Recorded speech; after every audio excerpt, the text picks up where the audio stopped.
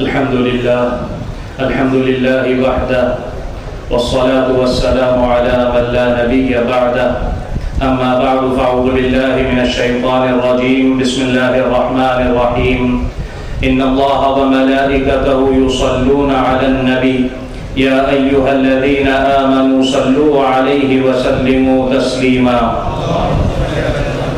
وقال الله تبارك وتعالى في مقام آخر يا أيها الذين آمنوا لا ترفعوا أصواتكم فوق صوت النبي إلى آخره الآية وقال النبي صلى الله عليه وعلى آله وأصحابه وبارك وسلم تسليما كثيرا كثيرا المدينة خير لهم لو كانوا يعلمون أو كما قال عليه الصلاة والسلام. میں اپنی بات کا آغاز کروں اس سے پہلے پوری قوت کے ساتھ یہ سوچ کر کہ جبل ابو قبیس سے حضرت سیدنا ابراہیم علیہ السلام نے جو آواز لگائی تھی وَأَذِّن فِي النَّاسِ بِالْحَجِّ يَأْتُوكَ رِجَالًا وَعَلَى كُلِّ ضَامِرٍ يَأْتِينَ مِنْ كُلِّ فَجٍّ عَمِيقٍ لِيَشْهَدُوا مَنَافِعَ لَهُمْ. جب حضرت ابراہیم علیہ السلام کو حکم ہوا کہ ابراہیم تم نے بیت اللہ کی تعمیر مکمل کر لی، اب اس گھر کی طرف ہمارے بندوں کو دعوت دو، تو سیدنا ابراہیم علیہ السلام جبل ابو قبیس پر تشریف لائے. ہسٹوریکل ماؤنٹین، تاریخی پہاڑ ہے. بس مجھے تو اپنے عنوان پر آنا ہے. صرف حضرت ابراہیم علیہ السلام نے اس پہاڑ سے آواز لگائی تھی یا ایھا الناس ان اللہ تعالی کتب علیکم الحج فاجیبوا ربکم. اور لوگوں، اللہ تمہیں اپنے گھر کی طرف دعوت دے رہے ہیں. میرے بھائیوں محترم، قابل احترام حجاج کرام، ضیوف الرحمان، آپ کس قدر خوش قسمت ہیں، سعادت مند ہیں. میرے پاس الفاظ نہیں کہ میں اسے بیان کر سکوں کہ رب کریم نے آپ کو اپنا مہمان بنانے کا فیصلہ کیا ہے. اب آپ ضیوف الرحمان کہلائے جاؤ گے، رحمان کے مہمان بنو گے. حضرت ابراہیم علیہ السلام نے آواز لگائی کتب علیکم الحج فاجیبوا ربکم. اس وقت جس روحوں نے جتنی مرتبہ لبیک کہا، علماء فرماتے ہیں اتنی مرتبہ بیت اللہ کی حاضری کی سعادت اسے نصیب ہوگی. یہ خوش قسمت وہ روحیں ہیں جنہوں نے اس وقت ندائے خلیل کی آواز پر، ندائے خلیل پر لبیک کہا تھا. اس سال 1444 ہجری کی حج کی تیاریوں میں یہ عملہ مصروف ہے. تو اس کو سامنے رکھتے ہوئے کہ اس ندائے خلیل کا جواب دے رہا ہوں. پھر میں آپ سے متعدد ٹریننگ کیمپ میں یہ عرض کر چکا ہوں کہ یہ دو چیزیں مطلوب ہے کہ حاجی لبیک کثرت کے ساتھ کہے اور بآواز بلند کہے. ساری تفصیلات میں نے عرض کی ہے.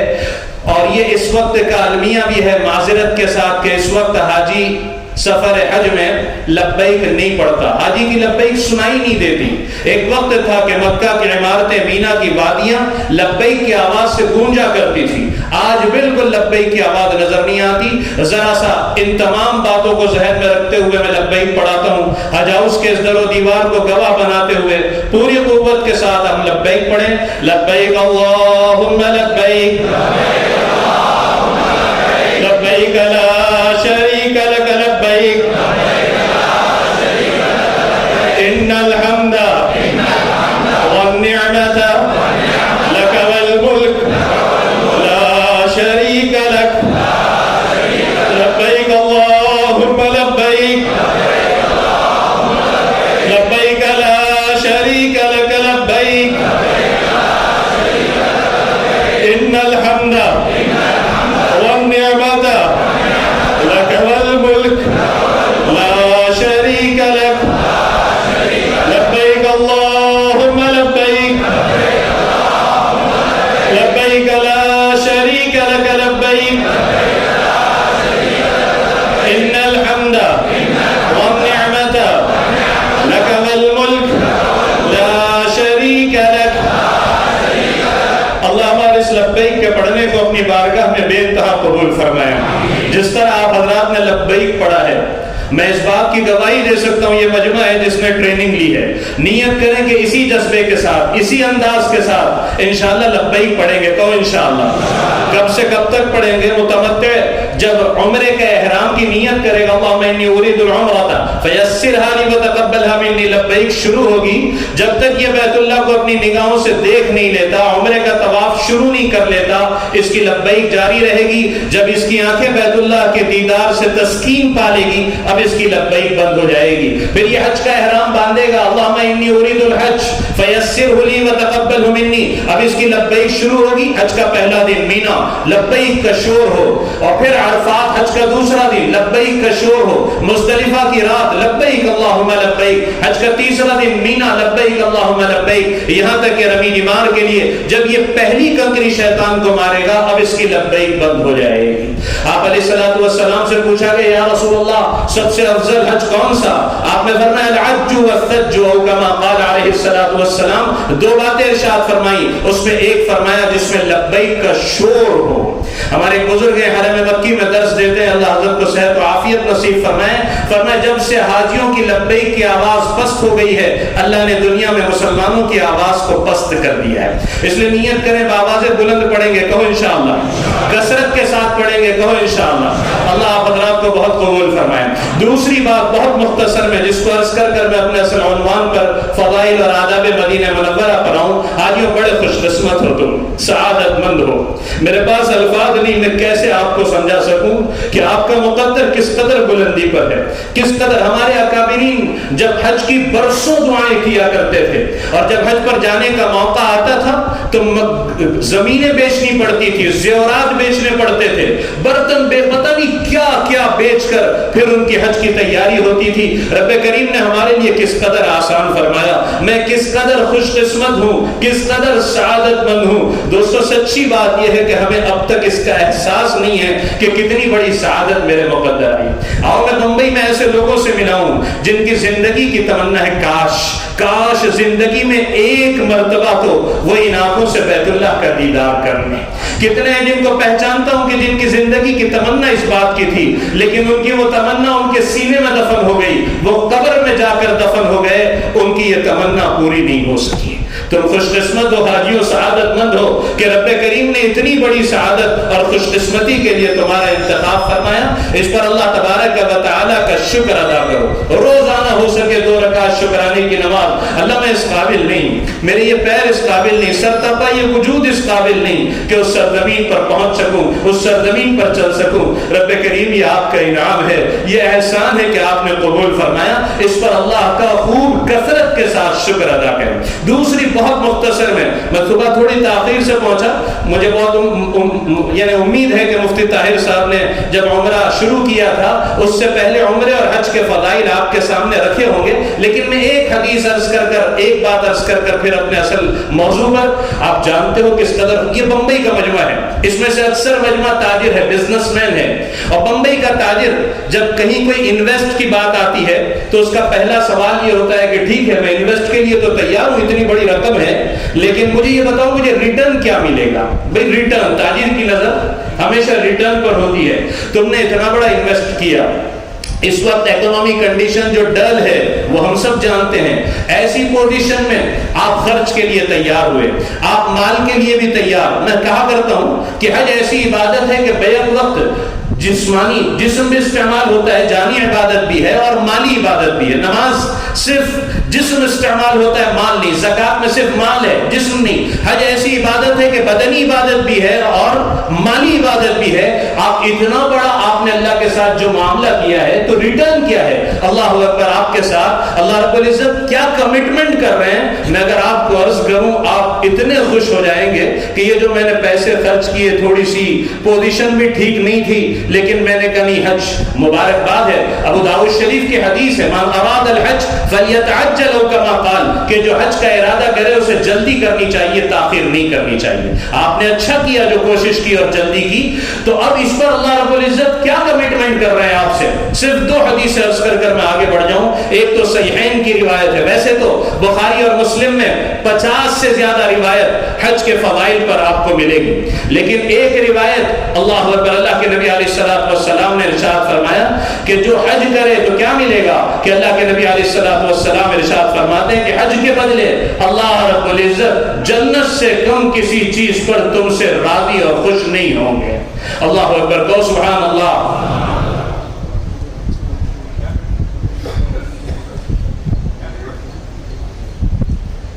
ہماری ماں بہنیں جہاں اوپر آواز پہنچ رہی ہے تھوڑا سا اطمینان بنائے رکھیں. یہ ہماری نشست آج کی بہت اہم آخری نشست ہے.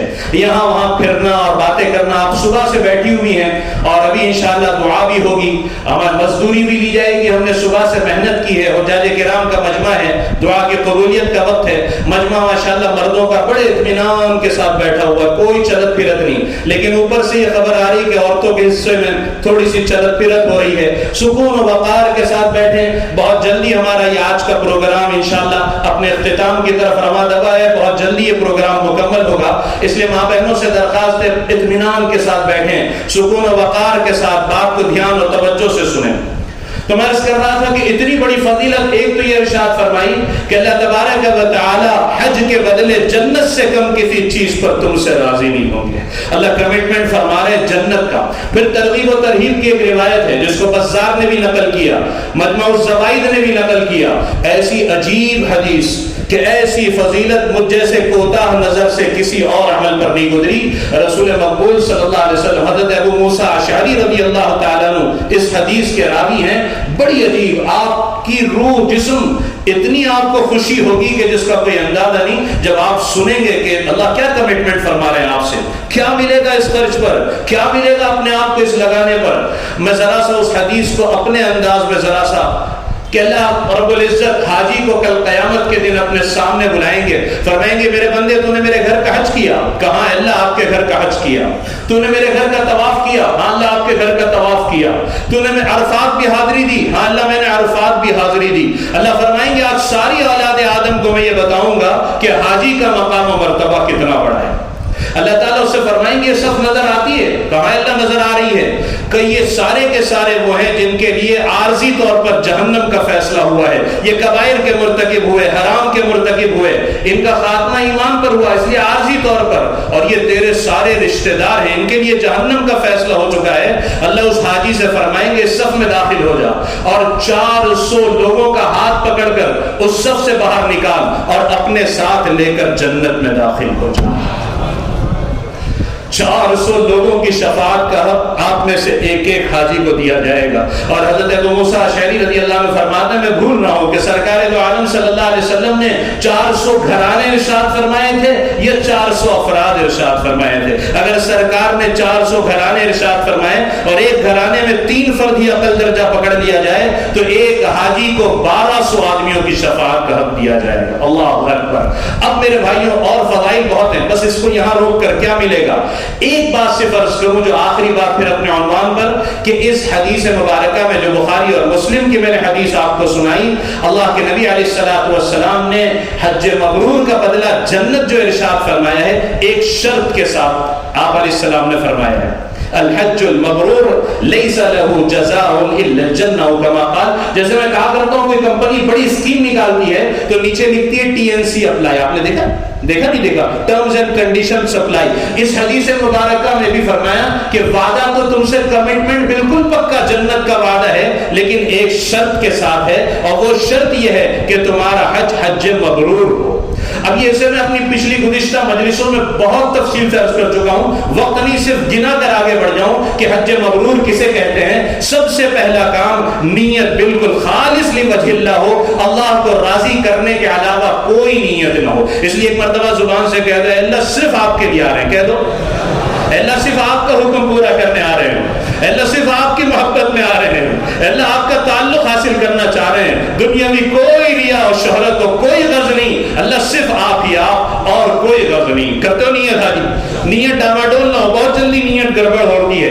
دوسری بات، جانے سے پہلے کی سب سے پہلی تیاری جو قرآن کہہ رہا ہے آنے والوں خبردار، یہ ایک چیز اس کی تیاری مسٹ مسٹ ہے، کمپلسری ہے، یہ چیز لیے بغیر نہ آنا، اس کی تیاری ہمیں کرنی ہے، اور وہ تیاری ہے وَتَزَوَّدُوا فَإِنَّ خَيْرَ الزَّادِ التَّقْوَىٰ، کہ تمہارے توشے کی سب سے بہترین چیز تقویٰ ہے، تقویٰ لیے بغیر نہ آنا۔ اس لیے حاجیوں سب سے پہلی تیاری، یہ میں بہت اہم بات کہنے جا رہا ہوں، تیاریوں میں پہلے نمبر کی تیاری سچی توبہ، زندگی کے بدلنے کا فیصلہ، یہ ہم میں سے ہر ایک کو کرنا ہے۔ کر رہے ہو بھائی نیت انشاءاللہ؟ یہ اتنا آسان نہیں ہے حاجیوں، فہرست بنانی پڑے گی، کہاں کہاں غلطیاں ہو رہی، کون کون سے گناہ مجھ سے ہو رہے ہیں، ان گناہوں کو چھوڑنے کی نیت کرنی پڑے گی۔ حسن بصری رحمۃ اللہ علیہ سے پوچھا کسی نے، حضرت میں نے حج کیا، میرا حج مبرور ہوا یا نہیں، میرا حج قبول ہوا یا نہیں، کیسے پتا چلے؟ حضرت نے فرمایا اگر تیری حج سے پہلے کی زندگی کچھ اور تھی، حج کے بعد کی زندگی کچھ اور ہو گئی، نمایاں فرق آ گیا، ایک انقلاب آ گیا تیری زندگی میں،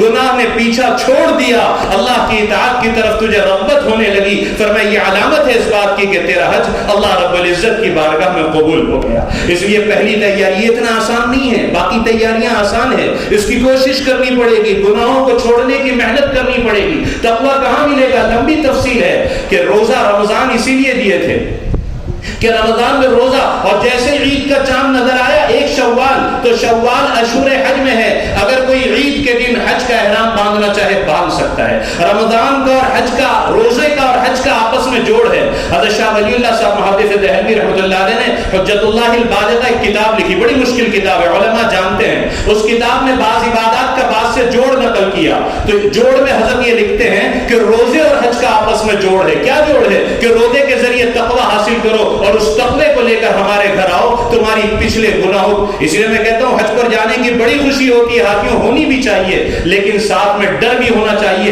جو جیسی زندگی لے کر وہاں حاضر ہوتا ہے، اس کی اس زندگی پر مہر لگا دی جاتی ہے۔ اس لیے حاجی نیت کرو، ہم اپنے آپ کو بدل کر جائیں گے بھائی انشاءاللہ۔ اس کے علاوہ 3 کام ہمیں بالکل نہیں کرنے ہیں سفر میں، صرف گنا کر آگے بڑھوں، فلا رفث ولا فسوق ولا جدال فی الحج، بے حیائی کا کوئی کام نہ ہو۔ یاد رکھو بمبئی کی سڑکوں پر نگاہیں اٹھی رہتی تھی، جس کو چاہتا تھا دیکھتا تھا۔ جیسے تم حج کی تیاری میں ہو، ساری دنیا سے عورتیں بھی وہاں پہنچ رہی ہیں، اور یاد رکھو یہ ساری عورتیں اللہ کی مہمان ہیں، اللہ ان کے میزبان ہیں، اور کوئی میزبان اس بات کو برداشت نہیں کرتا کہ اس کے مہمان پر کوئی میلی نظر ڈالے۔ خدا نہ خواستہ وہاں نگاہ اٹھ گئی تو بڑا مسئلہ ہے۔ آج تمہیں یہ بڑا کہہ کر خوش کیا گیا ہوگا کہ تم جس سرزمین پر جا رہے ہو وہاں کی ایک نیکی 1,00,000 نیکی کے برابر ہے، اور بالکل صحیح بات ہے، حقیقت یہی ہے، خوش ہونا بھی چاہیے، ایک نیکی 1,00,000۔ لیکن حاجیوں وہاں کا گناہ، ہمیں یہ تو نہیں کہتا ایک گناہ 1,00,000، ایسی کوئی روایت نہیں ہے، لیکن یہ ضرور ہے کہ وہاں کا گناہ بھی بڑا سخت ہے۔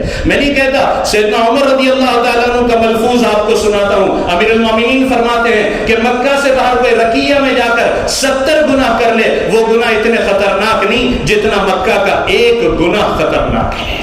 بعض علماء نے قرآن کریم کی، مفسرین نے قرآن کریم کی ایک آیت کی تفسیر میں یہاں تک لکھ دیا کہ وہ ایسی سرزمین ہے کہ وہاں گناہ کے ارادے پر بھی پکڑ ہے، واللہ اعلم بالصواب۔ لیکن میرے بھائیوں ہمیں اس کی کوشش کرنا ہے، فلائٹ میں اور مطاف میں اور طواف میں اور سعی میں اور رمی جمار میں عورتیں ہمارے آگے پیچھے دائیں بائیں ہوگی، ہم کپل ہیں، ہمارے ساتھ روم شیئرنگ میں دوسرا کپل ہوگا، فلا رفث، یاد رکھو کوئی بے حیائی کا کام، قرآن کہہ رہا ہے اس سفر میں کوئی بے حیائی کا کام نہیں، ولا فسوق، کوئی گناہ کا کام نہیں، اور ولا جدال، جھگڑا اس سفر میں بالکل نہیں کرنا۔ آخری بات کہہ کر اصل موضوع پر میں حاجیوں سے اکثر کہتا ہوں کہ غصہ اور جھگڑا اس سفر کی شان ہے۔ تھوڑا سا تکلیف ہوئی مجھے دوپہر میں کھانے کے نظم پر، آپ حضرات کی تھوڑی سی شروع میں، بعد میں ہمارے تاج الدین بھائی اللہ جزائے خیر دے، جب انہوں نے اعلان کیا آپ حضرات نے، پھر اوپر مسجد میں دیکھ کر بھی تھوڑا سا ہمارے اندر صبر ہو۔ اب تو پیشنٹ کو سیکھ لینا ہے، سفر میں قدم قدم پر صبر کا امتحان ہے،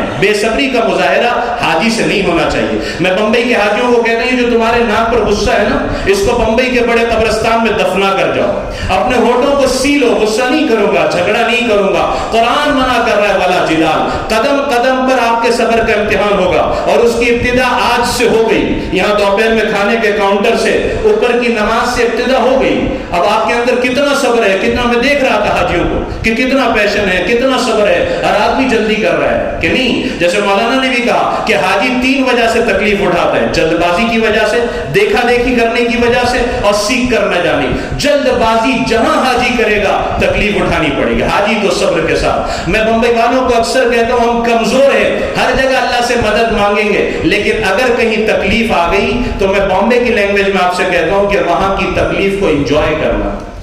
جیسے آدمی کسی چیز کو انجوائے کرتا ہے نا, وہاں کی تکلیف کو انجوائے کرو. مزہ آ گیا کھڑے رہنا پڑا, مزہ آ گیا چلنا پڑا, اللہ کی ملاقات کا سفر ہے, اس میں شکوے شکایت یہ حاجی کی شان نہیں. حاجی کے اندر صبر ہونا چاہیے. اس لیے نیت کرو کہ انشاءاللہ غصہ کریں گے. ارے کون کون کرے گا غصہ؟ کوئی نہیں کرے گا. جھگڑا کریں گے.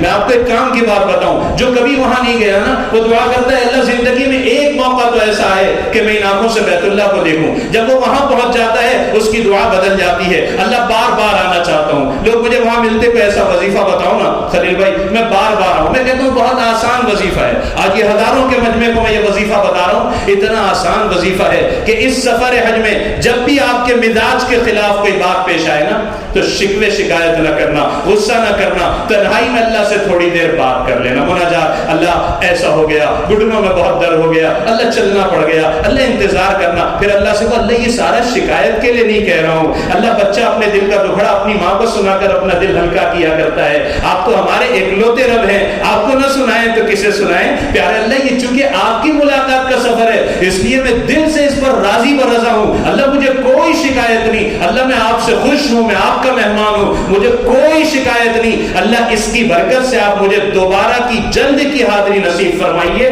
یقین جانے آپ کے پاسپورٹ پر سیکنڈ ویزا لگ گئی.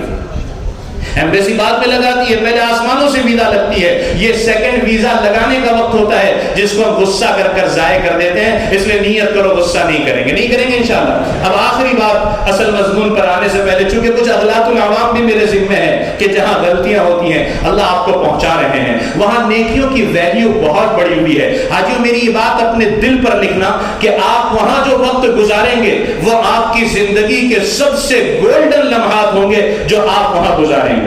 کوئی منٹ کوئی سیکنڈ آپ کا ضائع نہ ہونے پائے اس کی فکر کرنا. میں آپ کو مثال دے دوں تاکہ بات سمجھنے میں آسانی ہو. آخری بات کہ وہاں میں مکہ مکرمہ کے اپنے بیانات میں حاجیوں کے مجمع میں پوچھتا ہوں, حاجی صاحب کتنے دن سے مکہ میں ہو؟ جو 40 دن کے لیے گئے حج کے بعد مدینہ شریف کے آداب پر بیانات ہوتے ہیں میرے, تو کوئی حاجی کہتے, کوئی مجمع کہتا ہے ہم 20 دن سے اس ٹور میں ہیں, 25 دن سے مکہ میں قیام کیے ہوئے ہیں. تو میں بلا تکلف حاجیوں سے پوچھتا ہوں کہ ماشاءاللہ آپ 20 دن سے مکہ مکرمہ میں قیام کیے ہوئے ہو, کل صرف مجھے کل کا بتا دیں, کل مغرب کے بعد حاجیوں میں سے آپ میں سے کتنا مجمع ہے جس نے کل 6 رکعت اوابین کی نماز ادا کی؟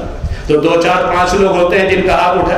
ارے بھئی آپ کو کاروبار کے لیے دکان پر بھی نہیں جانا تھا, پیمنٹ لینے بھی نہیں جانا تھا, بچے کو کلاسز سے ریسیو بھی نہیں کرنا تھا, آپ فارغ تھے اور آپ بقول آپ کے خود آپ کہہ رہے تھے کہ حرم کی نیکی 1 لاکھ کے برابر ہے. پھر آخر کیا مصیبت تھی کہ کل 6 رکعت اوابین کی نماز آپ نے نہیں پڑھی؟ ترمذی شریف کی روایت ہے مغرب کے بعد 6 رکعت نماز پڑھے 12 سال کی عبادت کا ثواب ملتا ہے. اور یہ تو عام ہے, تم وہاں ہو, وہاں تو 1 نیکی 1 لاکھ کے برابر ہے. آخر کیا مجبوری تھی کہ کل مغرب کے بعد 6 رکعت اوابین نہیں ہوئی؟ پھر میں مجمع سے پوچھتا ہوں آپ میں سے کتنے ہیں مکے میں قیام کیے ہوئے ہو؟ آپ میں سے کتنے ہیں کل جنہوں نے کل رات میں 8 رکعت اطمینان والی لمبے سجدوں کے ساتھ تہجد کی نماز ادا کی؟ پھر 1 2 ہاتھ ہوتے ہیں جو اٹھ جاتے ہیں, بھائی کیا مجبوری تھی کہ کل رات آپ نے 8 رکعت تہجد کی سکون والی نہیں پڑھی؟ آپ حج پر ہیں, ساری چیزوں سے فارغ ہیں, آپ اپنے آپ کو کہہ رہے ہیں میں بہت لکی ہوں, بہت خوش قسمت ہوں. کتنے لوگ جو ویٹنگ میں رو رہے ہیں جن کے آنسو میں دیکھ رہا ہوں, کتنے ہیں جن کی اکانومی کنڈیشن اتنی ڈل ہے کہ انہیں بظاہر کوئی امکانات نہیں لگتے کہ وہ زندگی میں بیت اللہ حاضر ہو سکیں. ان کی تڑپ کو میں جانتا ہوں, ان کے رونے کو میں جانتا ہوں. رب کریم نے فضل فرمایا, کرم فرمایا, احسان فرمایا, تمہیں اپنا مہمان بنایا, حرم کی نیکیاں تم حاصل کر سکتے تھے. پھر کیا وجہ تھی کہ 8 رکعت تہجد لمبے سجدوں والی؟ مطاف میں آپ سجدہ کریں, اللہ اکبر اللہ اکبر. جب مطاف میں آپ سجدے میں سر رکھیں گے اور آپ کہیں گے سبحان ربی الاعلی ربی الاعلی ربی الاعلی ربی الاعلی, اللہ کی قسم اتنا مزہ آئے گا کہ دل چاہے گا میں سجدے سے سر نہ اٹھاؤں, کہتا چلا جاؤں ربی الاعلی ربی الاعلی ربی الاعلی. میرا رب بہت بلند ہے. اس رب کے گھر کے سامنے بالکل, وطن میں تو میں کہا کرتا تھا منہ میرے کعبے شریف کی طرف, آج بالکل اس کعبہ کے سامنے اس طرح سجدہ کر رہا ہوں کہ میرے سر اور میری پیشانی اور بیت اللہ کے درمیان کوئی چیز حائل نہیں ہے. کتنا مزہ آنا چاہیے. 8 رکعت نماز کتنی. ایسے لوگ ہیں جو وہاں پر سجدے میں 41 مرتبہ 51 مرتبہ 70 مرتبہ ایک سجدے میں لوگوں نے سبحان ربی الاعلیٰ کہا. لمبی لمبی رکعتیں, ایک 2 گھنٹے کی دعا. وہاں اگر اوابین نہیں, وہاں تہجد نہیں, وہاں 3 پارہ تلاوت نہیں, وہاں 1 گھنٹے کی دعا نہیں, وہاں 5-7 طواف نہیں, تو پھر کہاں. ایک بات یہ کہ اپنے معمول کی اپنی ترتیب نظام الاوقات آپ کو بنانا پڑے گا, ورنہ آپ یہ سوچیں گے 1 مہینے کا قیام ہے. میں برسوں کے تجربے کی وجہ سے آپ کو بتاتا ہوں, یہ 1 مہینہ ہوا کے جھونکے کی طرح آ کر گزر جائے گا. آپ کو لگے گا آپ نے کوئی خواب دیکھا ہے, اس بات کے اس میں نہ رہنا. 1 مہینہ بہت ہوتا ہے, اتنا تیزی سے وقت گزرے گا کہ آپ کو اس کا اندازہ بھی نہیں ہوگا. اس لیے یہ دوسری بات, مطاف میں بیٹھے ہیں تو اللہ کے لیے اللہ کے گھر کو دیکھیں. میں وہاں کے قیام میں لوگوں سے پوچھتا ہوں کتنے دن کا, 25 دن ہو گئے. آپ میں سے کتنے ہیں جنہوں نے 15 منٹ کنٹینیو بیت اللہ کو محبت کی نگاہ سے دیکھا ہو یہ اللہ کا گھر ہے؟ تو ایک نہیں ہوتا جو ہاتھ اٹھائے. مطاف میں بیٹھ کر کوئی کلوک ٹاور کو دیکھ رہا ہے, کوئی وہ کرن کچھ اٹھا رہی ہے پتھر اس کو دیکھ رہا ہے, کوئی دائیں دیکھ رہا ہے, کوئی ارے اللہ کے گھر کے سامنے ہو, صرف دیکھنے پر 20 نیکی ہے. کوئی حرم کے باہر نماز پڑھ رہا ہے اور آپ بیٹھ کر حرم میں بیت اللہ کو دیکھ رہے ہو. باہر نماز پڑھنے والے سے زیادہ بہتر آپ ہو کہ بیٹھ کر بیت اللہ کو دیکھ رہے ہو. کوئی دیکھنے والے ہی نہیں. میرا بیٹا ابھی تو ماشاءاللہ بڑا ہو گیا, چھوٹا تھا, میں نے کہا 15 منٹ کنٹینیو دیکھے گا تجھے گفٹ دوں گا. اس نے آرام رکھا اور دیکھنے لگا. میں نے کہا گفٹ کے لیے نہیں, محبت. آپ دیکھیں تو صحیح 4 منٹ 5 منٹ ایسے محبت کے ساتھ. ہمارے دہلی کے ایک بزرگ تھے, بہت جسم بہت زیادہ بھاری تھا. رات میں 2-2:30 بجے حضرت مطاف میں آتے, میں حضرت کو دیکھ کر سیکھا کرتا تھا. بیٹھ کر 2 رکعت پڑھتے اور پھر ایسی نظر لگ جاتی بیت اللہ پر, اور پھر حضرت یہاں شور ہو رہا ہے, بچے شور کر رہے ہیں, طواف والے ربنا آتنا, لیکن حضرت کو کچھ پتہ ہی نہیں ہوتا تھا دائیں کون ہے بائیں کون ہے. ایسے ٹک ٹکی لگ جاتی تھی اور میں دیکھتا یہاں سے بھی آنسو جاری اور یہاں سے بھی جاری, اور کئی منٹ تک حضرت ایسے دیکھ کر بیت اللہ کو روتے رہتے. آج کوئی بیت اللہ کو دیکھنے والا بھی نہیں رہا. محبت کی نگاہ سے آپ یقین جانیں 5-7 منٹ اگر آپ نے دیکھا, آپ کی کیفیت ایسی بدلے گی میں آپ کو اس کا اندازہ نہیں کر سکتا. اس لیے نیت کریں. لوگ مجھے وہاں ملتے ہیں, کوئی نصیحت کرو, میں نے مجھے نصیحت نہیں آتی بزرگوں سے, میں تو ایک عام آدمی ہوں. نہیں, میں نے کہا بھائی دیکھ نصیحت نہیں آتی تو اتنا اصرار کرتا ہے تو میں ایک سوال تجھ سے پوچھتا ہوں. کب پوچھو, میں اس سے پوچھتا ہوں بھائی یہاں کیوں آیا, تو وہ تھوڑا سا تیز نظر سے مجھے دیکھتے ہیں, کہتے کیسا عجیب سوال کر رہے ہو. اللہ کے گھر کے لیے آیا ہوں. میں نے کہا شیور بیت اللہ کے لیے آئے ہو. کہاں بیت اللہ کے لیے آیا ہوں. تو پھر میں سوال کرتا, پھر ایک بات کا جواب دینا, تو آیا تھا اللہ کے گھر کے لیے, تو 24 گھنٹے میں سے کتنے گھنٹے بیت اللہ میں گزر رہے ہیں. کوئی کہتا ہے میں صبح 9 بجے آتا ہوں 2 طواف کر کے جاتا ہوں. کوئی کہتا ہے رات میں 12 بجے آتا ہوں 2 طواف کر کے جاتا ہوں. انا للہ و انا الیہ راجعون. آپ آئے تھے اللہ کے گھر کے لیے اور 2 گھنٹے 4 گھنٹے 24 گھنٹے میں سے آپ حرم میں گزار رہے ہیں. اگر آپ کے 12 سے 14 گھنٹے حرم میں نہیں گزر رہے ہیں تو آپ اپنے آپ سے سوال پوچھیں. یہ حق ہے آپ کا کہ آپ اپنے آپ سے پوچھیں کہ تو یہاں کیوں آیا تھا. آپ ایک ساتھ نہیں دے سکتے, 4-4 گھنٹے 3 انسٹالمنٹ پر دے دیں, 6-6 گھنٹے 2 انسٹالمنٹ پر دے دیں, لیکن 10 سے 12 گھنٹے آپ کے حرم میں گزرنے چاہیے. اس میں عام طور پر بہت کوتاہی ہوتی ہے اور احساس اس وقت ہوتا ہے جب طواف وداع کیا جاتا ہے. اس لیے نیت کریں, کام میں لگائیں گے اپنے آپ کو. ارے بھائی لگائیں گے انشاءاللہ, خوب اپنے آپ کو اعمال میں لگائیں. اللہ تعالی ہم سب کو بار بار کی وہاں کی مقبول حاضری نصیب فرمائے. پڑھے لبیک اللہم لبیک لبیک لا شریک لک لبیک ان الحمد والنعمت لک والملک لا شریک لک. اللہ ہمارے اس لبیک کے پڑھنے کو بے انتہا قبول فرمائے. حاجی اب تو اللہ کی محبت بڑھ رہی ہے. کچھ لگ رہا ہے ایسے آپ لوگوں کو کہ حج کا وقت جیسے جیسے قریب آ رہا ہے میں اللہ سے قریب ہو رہا ہوں, محبت بڑھ رہی ہے. بہت معذرت کے ساتھ حاجی ابھی بجھے نظر آ رہے ہیں. پہلے حاجیوں کا اسی ٹریننگ کیمپ میں 4-5 سال پہلے کرلا کے ہمارے ایک دوست وہ مجھ سے ملے, کہنے لگے خلیل بھائی اب تو وقت ہی نہیں گزر رہا ہے, ایک دن ایک سال کے برابر جا رہے ہیں. ایسا ہو رہا ہے کہ بس جلدی میری ڈیٹ آئے اور میں حرم پہنچ جاؤں, اور بمبئی میں دل ہی نہیں لگ رہا ہے. حاجیوں کا یہ حال ہوتا تھا کہ جانے سے پہلے بمبئی میں دل نہیں لگتا تھا, وہاں سے آنے کے بعد مہینوں حاجی ہم سے کہتے تھے ایسا لگتا ہے کس اندھیرے میں آ گئے, کہاں آ گئے. مہینوں تک وہاں کی یادیں رہتی تھی. اب تو حاجی چلا بھی جاتا ہے اور آ بھی جاتا ہے. اس لیے اپنے جذبات کو بنائیں. کاش میرے پاس وقت ہوتا تو میں آپ سے عرض کرتا کہ کن جذبات و کیفیات کے ساتھ اللہ والے جایا کرتے تھے. اللہ تبارک و تعالی ہم سب کو وہ کیفیات اپنے فضل سے نصیب فرمائے.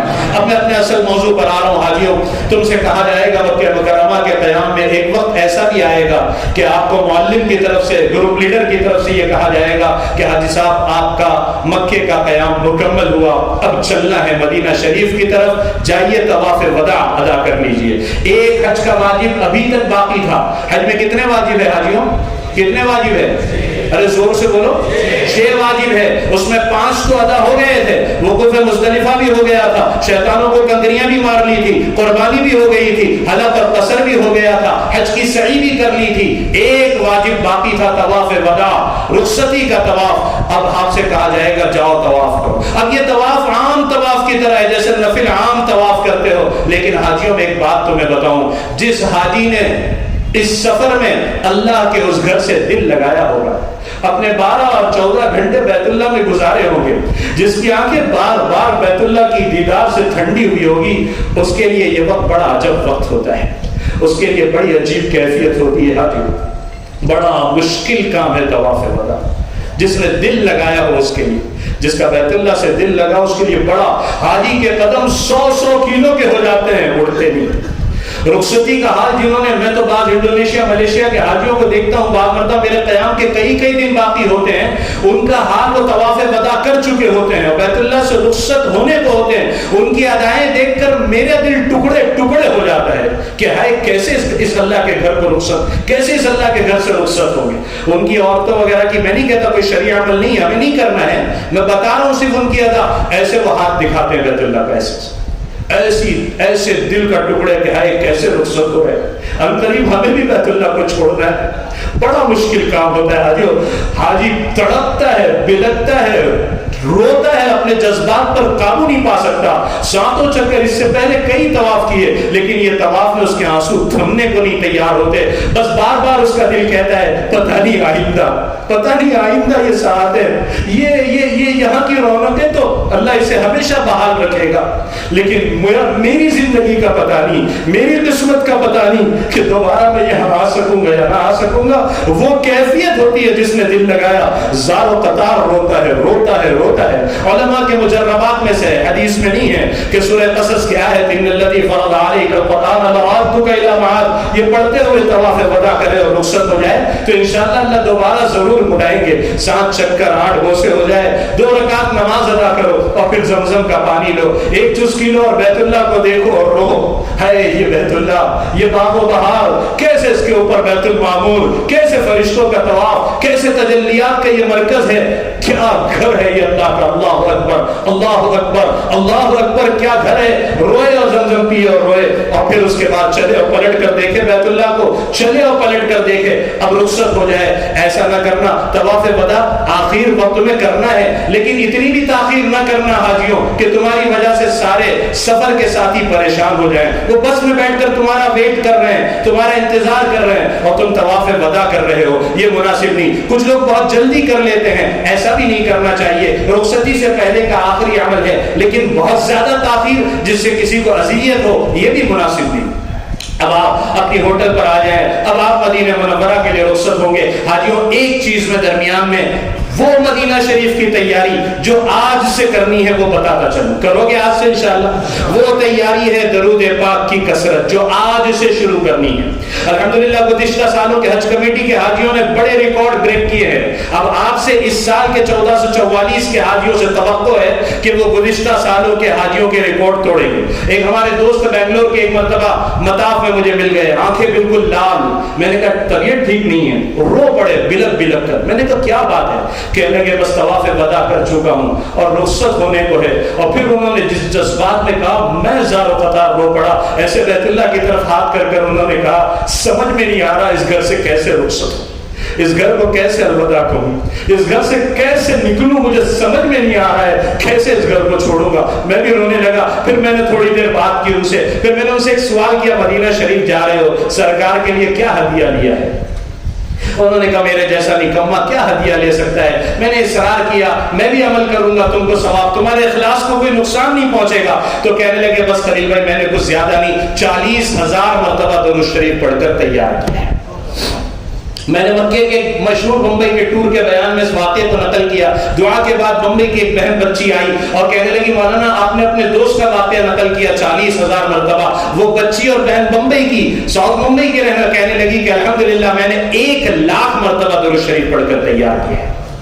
ہمارے ساتھ ایک کرلا کے حاجی صاحب حج میں چلے، دوسرے سال اللہ نے پھر قبول کیا، میں نے دیکھا بہت درود شریف پڑھ رہے ہیں، میں نے کہا سچی بتانا کتنے درود شریف ہوئے؟ کہنے لگے پچھلے سال تو آپ کی زبان سے سنا، اس سال تو اتنے نہیں ہو سکے، اس سال میں نے 6 مہینہ پہلے ٹور والے کو پاسپورٹ جمع کرایا تھا اس سال کے حج کے لیے، 6 مہینے سے درود پاک پڑھ رہا ہوں۔ کہنے لگا الحمدللہ 3 لاکھ مرتبہ درود شریف پڑھ چکا ہوں۔ ابھی رمضان میں میرا بھتیجا وہ پیچھے سے آیا، ہم جلدی پہنچ گئے تھے عمرے پہ، مدینہ شریف میں نے دیکھا ہاتھ پر تسبیح پڑھ رہا ہے، میں نے کہا صاحب کیا پڑھ رہے ہو؟ کہا درود شریف پڑھ رہا ہوں۔ میں نے کہا بیٹا کتنے ہوئے سچی بتانا؟ کہا 20,000 مرتبہ درود شریف پڑھ چکا ہوں۔ 10 سال کا بچہ ہے، 20,000 مرتبہ درود شریف، وہ بھی صرف عمرے پر۔ آپ حضرات حج پر جا رہے ہیں، مدینہ شریف حاضر ہوں گے، ایک بڑی مقدار میں ماں بہنیں اس میں بہت آگے ہیں ماشاءاللہ، آواز پہنچ رہی ہے، ماں بہنوں سے درخواست ہے ایک بڑا مجموعہ، ایک بڑا فیگر درود شریف کا تیار کریں۔ آپ کریں گے انشاءاللہ؟ آپ حضرات بھی کریں گے انشاءاللہ؟ آپ مجھے بتانا انشاءاللہ کہ کتنی مرتبہ درود پاک کی بڑی مقدار۔ اب آپ کا سفر مدینہ شریف کی طرف ہو رہا ہے، حاجیوں تمہارا مقدر بہت بلندی پر آ رہا ہے۔ اس سفر حج میں بڑی ایک اور نعمت، بڑی خوش قسمتی، بڑی سعادت مندی رب ابھی تمہیں اور دینا چاہ رہا ہے، اور وہ خوش قسمتی اور سعادت مندی مدینہ الرسول، مدینہ منورہ کی حاضری ہے۔ آج میں تمہیں کیا بتاؤں، کیا مدینہ شریف ہے، اللہ اکبر، میرے سرکار کا شہر ہے۔ یہ وہ شہر ہے جسے رب نے محبوب کی ہجرت کے لیے منتخب فرمایا، یہ وہ شہر ہے جو عالم اسلام کا مرکز ہے، یہ وہ شہر ہے جو ایمان والوں کے دلوں کی دھڑکن رہا ہے، یہ وہ شہر ہے جو ایمان والوں کی ایموشنل اس مبارک شہر سے جڑی ہوئی ہے۔ میں صرف مختصر میں تھوڑا سا آپ کو مدینہ شریف کا پس منظر دکھاؤں تاکہ آپ کو اندازہ ہو کہ آپ اب کس شہر کی طرف رخت سفر باندھے ہوئے ہو، کس شہر کی طرف اب آپ کا سفر ہونے والا ہے۔ سرکار دو عالم صلی اللہ علیہ وسلم نے ہجرت فرمائی، واقعہ وقت میں گنجائش نہیں ہجرت کا سفر عرض کرنے کی۔ آپ ام معبد کے یہاں رکے، وہ ساری لمبی تفصیلات ہے ام معبد نے کیسے آپ کا، ابھی مولانا حسان صاحب نے اشعار میں سرکار کی پیشانی کا تذکرہ کیا، وقت ہوتا تو میں تم سے کہتا کہ ام معبد نے آپ کا کیسے حلیہ مبارک بیان کیا، لیکن وقت کے دامن میں گنجائش نہیں۔ قبا والوں کو پتہ چل گیا تھا کہ سرکار ہجرت فرما کر نکل چکے ہیں، قریب قبا پہنچنے والے ہیں۔ قبا والے شہر سے باہر نکل کر آقا کے قافلے کا انتظار کرتے، اور جب دھوپ تیز ہو جاتی تو واپس ہو جاتے۔ ایک دن انتظار کر کر واپس ہو چکے تھے، ایک یہودی اپنے کسی کام سے اپنے مکان کی چھت پر تھا، دور سے غبار اڑتا ہوا، گھوڑے کی پیروں سے اڑنے والا غبار اسے نظر آیا۔ اس نے آواز لگائی، قبا والوں ایک قافلہ نظر آ رہا ہے، شاید یہ وہی قافلہ ہو جس کے تم بڑی شدت سے منتظر ہو۔ سارا قبا دوڑ پڑا، دیکھا تو یہ وہی قافلہ تھا جس کے حقیقت قبا والے منتظر تھے۔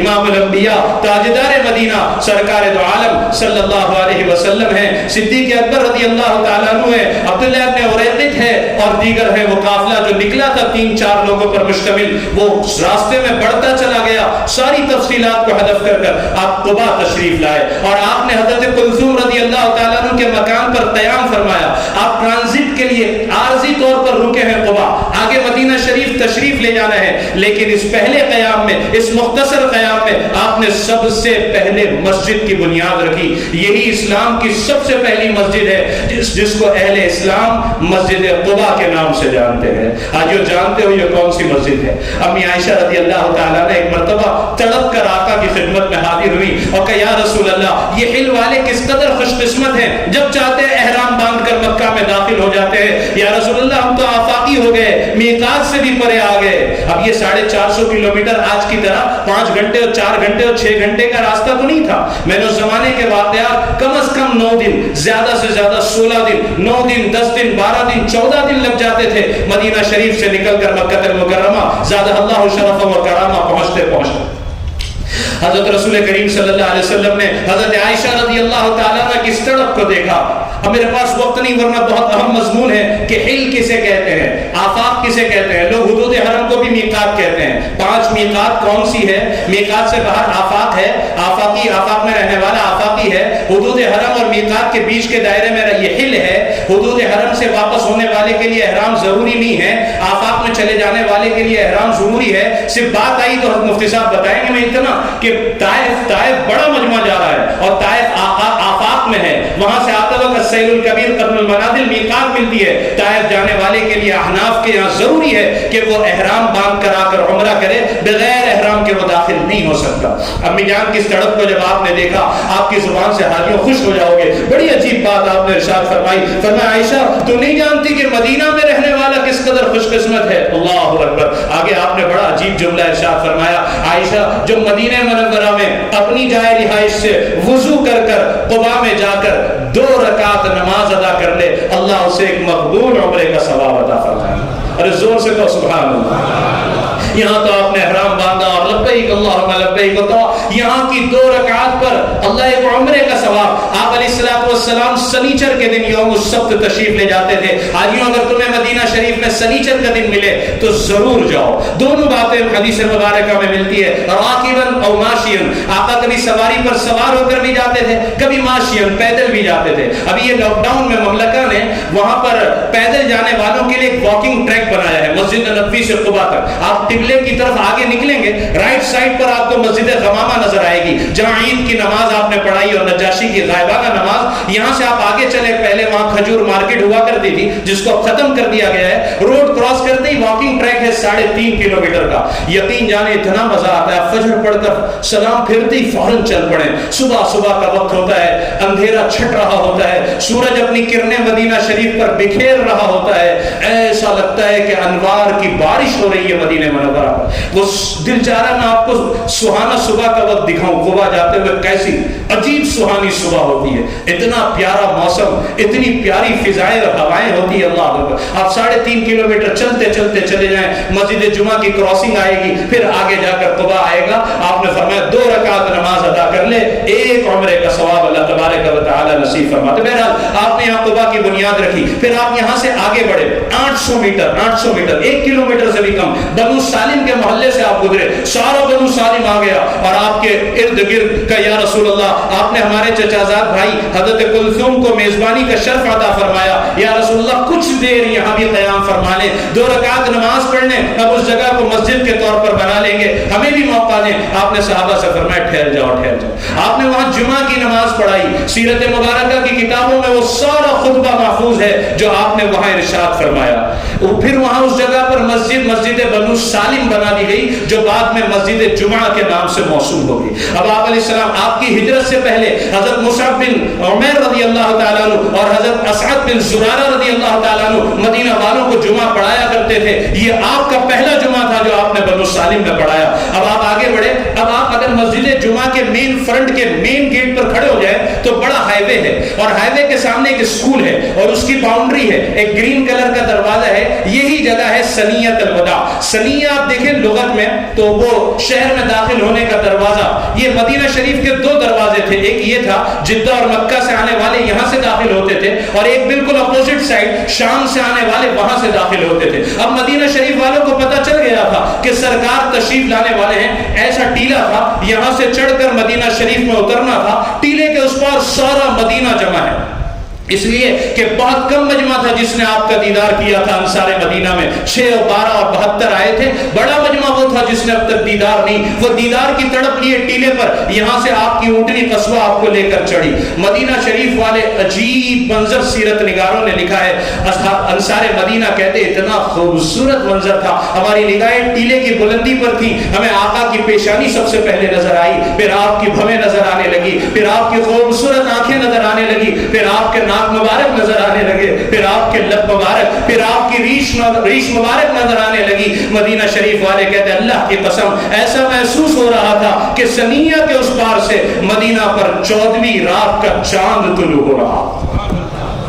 بنو نجار آ گیا، یہ آپ کے ننیال ہیں، بنو نجار کی چھوٹی چھوٹی بچیاں ڈف لے کر آ گئی اور ڈف بجا کر آپ کا استقبال برجستہ انہوں نے اشعار کہے، کوئی پہلے سے تیاری نہیں تھی۔ طلع البدر علینا من ثنیات الوداع وجب الشکر علینا ما دعا للہ داعی کے اشعار سے۔ اب وقت ہوتا تو میں ترجمہ کیسے الفاظ، انہوں نے قمر نہیں کہا، ہلال نہیں کہا، بدر کا فل مون مدینہ پر طلوع ہو رہا ہے، ہم پر اس اللہ کا شکر واجب ہے جس نے مدینہ پر ماہ کامل کو فل مون کو طلوع کیا۔ اب آپ جہاں سے گزرتے پورا محلہ قبیلہ آ جاتا، قبیلے کا سردار آگے پکڑ کر آپ کی اونٹنی کی کی نقیل پکڑتا اور کہتے یا رسول اللہ یہاں ٹھہر جائیے, ہمیں میزبانی کا شرف عطا فرمائیے. آپ فرماتے دعوها فإنها مامورة, چھوڑ دے اس اونٹنی کی نقیل, میں بھی چھوڑ رہا ہوں, یہ خود سے جہاں بیٹھے گی میں وہاں قیام کر لوں گا. جہاں سے آپ کی اونٹنی گزر جاتی وہ قبیلہ وہ محلہ مایوس ہو جاتا کہ خدمت کا شرف ہمارے ہاتھ سے چلا گیا. آج جہاں مسجد نبوی کا منبر ہے وہاں آ کر وہ اونٹنی بیٹھی, پھر کھڑی ہو گئی, پھر آگے بڑھی. جہاں سے امام داخل ہوتا ہے, جنازے داخل ہوتے ہیں, آگے کے صحن میں ایک نشانی موجود ہے, اگر کوئی دکھانے والا ہو, یہ جگہ تھی حضرت ابو ایوب انصاری رضی اللہ تعالیٰ عنہ کا مکان.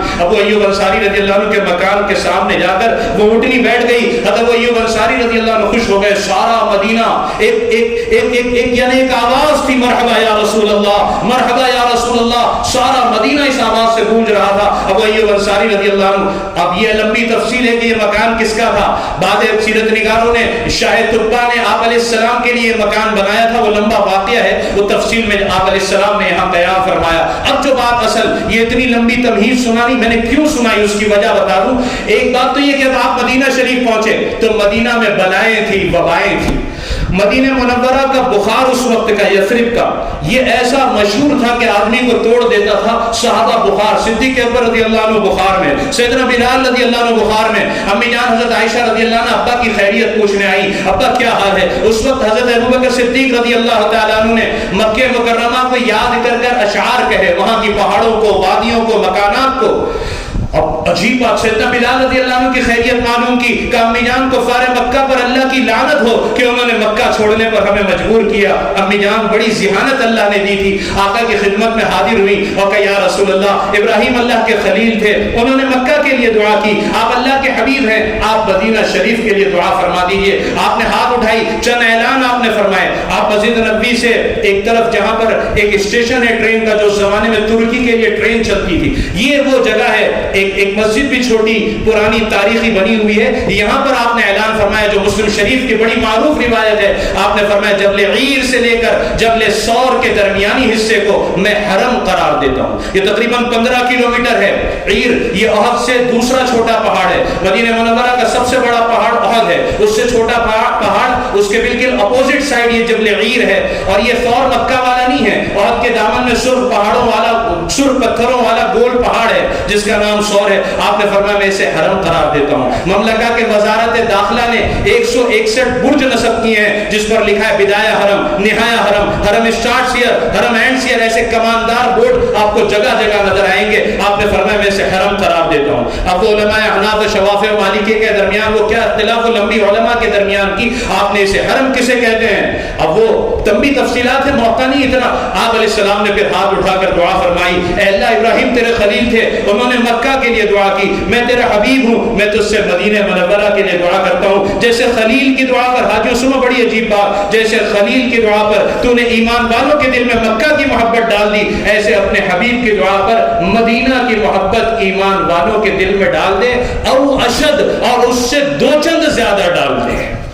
پتا چلا مدینہ کی محبت یہ ایمان کی نشانی ہے. آجیوں میں کیا کہہ رہا ہوں, سن رہے ہو؟ مدینہ کی محبت کہو ایمان کی نشانی ہے. ایک بار اور کہو, ایمان کی نشانی ہے. جس کے دل میں ایمان ہوگا مدینہ کی محبت اسے تڑپائے گی, مدینہ کی محبت اسے رلائے گی, وہ مدینہ شریف کے تذکروں سے کیف میں آ جائے گا. مدینہ کی محبت یہ نشانی ہے ایمان کی. آپ نے کہا ایمان والوں کے دل میں مدینہ کی محبت, مکہ سے 2 چند ڈبل ڈال دے. پھر آپ نے دعا فرمائی, اللہ یہاں کے پھلوں میں برکت عطا فرما, یہاں کے مد میں برکت عطا فرما, یہاں کے سا میں برکت عطا فرما. اور پھر آپ نے دعا فرمائی, اللہ یہاں کی وباؤں کو, بلاؤں کو جحفہ کی طرف روانہ فرما دے. بس پھر کیا تھا, امی جان فرماتی ہیں آپ نے دعا فرمائی, اللہ یہاں کی بیماریوں کو, بلاؤں کو جحفہ کی طرف روانہ فرما دے. امی جان فرماتی اب تو مدینہ کی ہوائیں بدل گئی, مدینہ کی فضائیں بدل گئی. اب تو عجیب بات میں تمہیں بتاؤں حاجیوں, تم نے کوئی خوش قسمت مدینہ منورہ کے کسی مزرعے میں ہو, کسی باغ میں ہو, کھجور دیکھنے گیا ہو یا کسی کام سے, اور اچانک تیز و تند ہوا چلنے لگے اور وہ ہوا مدینہ کی غبار کو, مدینہ کی مٹی کو ہوا میں اڑانے لگے. آجیو خبردار, اپنے چہرے پر کپڑا نہ رکھنا, اپنے بٹن بند نہ کرنا, بلکہ چہرے سے کپڑا ہٹا دینا, بٹن کھول دینا, مدینہ شریف کی مٹی کو اپنے جسم پر آنے دینا. جس جسم پر مدینہ منورہ کی مٹی پڑ جائے اللہ جسم کو کوڑ سے جزام سے اور برس سے ہمیشہ کے لیے نجات دے دیتے ہیں. اب اس جسم کو کوڑ نہیں ہو سکتا, اب اس جسم کو جزام نہیں ہو سکتا, اب اس جسم کو برس نہیں ہو سکتا. مدینہ شریف کی مٹی اس جسم پر پڑ گئی. صحابہ فرماتے ہم نے کہا یا رسول اللہ یہ اسکیم کا خارش. آپ نے فرمایا مدینہ شریف کی مٹی میں اللہ نے ہمارے لیے شفا. آپ نے فرمایا شہادت کی انگلی, اپنا لعاب اپنی مدینہ کی مٹی پر بسم اللہ تربت وردینا ورید. فرماتے صحابہ ساری اسکیم کے پرابلم ختم, مدینہ منورہ کی مٹی میں اللہ نے شفا رکھ دی. آجیو تم جانتے ہو تم کس مدینہ کی طرف رخ کیے ہوئے ہو, کون سا مدینہ شریف؟ ہاں وہ مدینہ شریف جس کے در و دیوار سے پہاڑوں سے میرے محبوب نے محبت فرمائی. سرکار جب مدینہ سے باہر تشریف لے جاتے اور جب واپس ہوتے صحابہ فرماتے ہیں آپ جب مدینہ شریف قریب آتا تو ہم آپ کے چہرے پر ایک مسکراہٹ دیکھتے, ایک خوشی کا اثر دیکھتے, آپ اپنی سواری کو تیز فرما دیتے اور جب احد کا پہاڑ نظر آتا تو آپ اس احد کی طرف ایسے اشارہ فرماتے اور فرماتے ھذا جبل یحبنا ونحبہ, ھذا جبل یحبنا ونحبہ. یہ وہ پہاڑ ہے جو ہم سے محبت کرتا ہے اور ہم اس سے محبت کرتے ہیں. ایک مرتبہ ایک پرائیویٹ ڈاکٹر صاحب کا مطار روڈ پر ایک اپنا پرائیویٹ میوزیم ہے, میں وہاں گیا تو ڈاکٹر صاحب نے مجھے تصویر کر دیکھو, میں نے کہا یہ احد ہے, کہا احد ہے لیکن کیا خاص بات ہے؟ میں نے عربی میں نیچے لکھا تھوڑا پڑھا, میں نے کہا میں سمجھ گیا وہ احد کی فوٹو سیٹلائٹ فوٹو تھی, سیٹلائٹ سے فوٹو لی گئی. عجیب بات, وہ فوٹو کو جب آپ دیکھیں گے تو ایسا لگتا ہے کہ مدینہ شریف کی زمین پر احد کی بناوٹ اور اس کی ساخت ایسی ہے کہ ایسا لگتا ہے جیسے کسی نے محمد لکھ دیا ہو. کہہ دو صلی اللہ علیہ وسلم. اللہ اکبر. احد کی ساخت اور بناوٹ بھی ایسی مبارک ہے. کون سا مدینہ منورہ؟ وہ مدینہ منورہ جس کے متعلق میرے محبوب صلی اللہ علیہ وسلم نے فرمایا مدینہ شریف میں طاعون کبھی داخل نہیں ہو سکتا. کون سا مدینہ منورہ؟ میرے محبوب صلی اللہ علیہ وسلم نے فرمایا دجال کبھی مدینہ شریف میں داخل نہیں ہو سکتا. مسلم شریف میں امام مسلم نے باب الفتن کے تحت ایک لمبی حدیث فاطمہ بنت انیس رضی اللہ تعالیٰ عنہ, اس حدیث کی راویہ ہیں, لمبی حدیث ہے, سنانے کا موقع نہیں ہے. اس کی اخیر میں کہ جب وہ صحابی رسول حضرت تمیم داری رضی اللہ عنہ نے دجال سے ملاقات کا واقعہ پیش کیا تو آپ علیہ السلام کو اخیر میں اس نے ساری 3 سوالات اور لمبی تفصیلات ہے. آپ نے فرمایا سنیں تمیم نے کیا کہا؟